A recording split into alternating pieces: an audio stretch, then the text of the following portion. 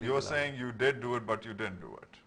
No, Yeah, no, it looks like a denial. How no. can This may look like your average talk show, but in a country where the media just recently found its voice, Talkback with Wajahat Khan on Pakistan's Dawn News channel was groundbreaking television. Hello and welcome to another episode of Talk Back, the show where we ask tough, compelling questions from tough, compelling people. TV like you've never seen it before in Pakistan. TV which was methodical, TV which was aggressive. Khan, the show's 32-year-old host, was testing the boundaries of a newly emerging electronic media. How do you reconcile with the party which you have kicked out of office? I can't. So does this mean I you will, am totally opposed. will you For resign? instance, Will you resign from office? Khan pulled no punches. Armed with facts, he took prominent politicians who sat in the hot seat to task. Was it aggressive? Yes. Was that new for Pakistan? Yes. Was that, however, were we just entering into conspiracy theories here and lambasting people just for the sake of good TV or scandalous TV? No. The show was an instant hit among the country's English-speaking elite, but within 2 years, it was over. The young, brash host, who had earned his journalism stripes in the United States, today admits he miscalculated. There's a saying many Pakistani journalists have been, have coined that, Pakistan's run by the big three, Allah, Army, and America. The United States, with its ongoing drone strikes in Pakistan's tribal belt, is highly unpopular here. But Pakistan's religious and military forces remain strong and sensitive to criticism. Allah is a no-go area. Obviously, it's an Islamic country, it's a theocracy. Nobody can dare take on Allah in any mechanism, way, shape, or form.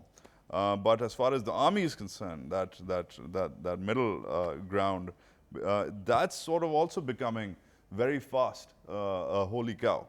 Did you not learn from history? I mean, considering the experience Pakistan has had with military dictators?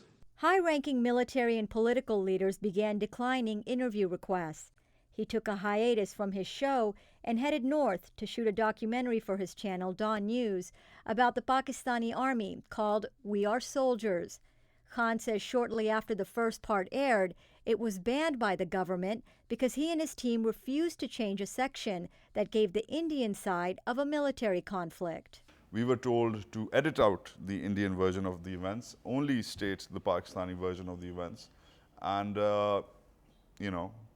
call it at that, and re-air the documentary. That was the premise set by the authorities, by the military authorities, that not only edit it out, but re-air it with a clarification that this is the right version, because it wasn't the right version, and was not right because it wasn't a balanced version. I, as a producer, opted not to do it, not to air it, not to edit it, not to finish it, and not to run it. And because I did not agree, all my bosses backed me up on it. And Don said, you know what, go ahead and ban it. Do what you need to do. Because we're not going to, air a version which is not up to our principles as far as fair and balanced journalism is concerned. Even though Khan's bosses at Dawn News had stood up to the Pakistani military's PR machine for his documentary, they were wary of another fight. They turned down his next idea to go to war-torn Waziristan. What they didn't tell me was, but which was essentially clear after some sort of going back and forth, that it would be a bad idea for me to do anything which had to do anything with the military. Khan says at that moment, he knew his reporting had hit a wall. A glass wall, if you say, not a glass ceiling, and definitely a glass wall when it comes to defense issues. Because the army has, the military overall, and the army in particular, has tightened access to these areas, the control of the story, the lay of the land, as you call it. Journalism in Pakistan is a dangerous game. According to Reporters Without Borders, one of the most perilous in the world. In 2002, former Pakistani President Pervez Musharraf opened up the airwaves and a proliferation of news channels followed. But Khan says journalists in Pakistan continue to face threats and as a result, censor themselves. The fact that everybody relies on ISPR feeds, military feeds from the military's public relations arm, is disturbing, absolutely. And the impact is being seen in the corridors of DC and London, not just in Karachi or Islamabad.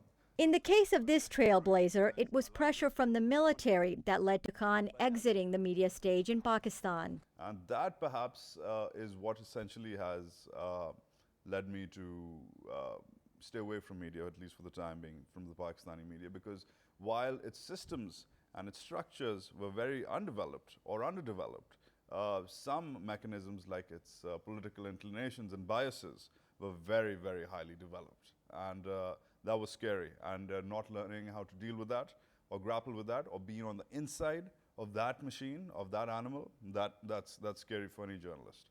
Khan has decided to leave and fight another day. He heads to Harvard University in the United States this fall for a reporting fellowship, with hopes that he'll be embraced by the Western media the way he once was in Pakistan. Of right-wing political ideology.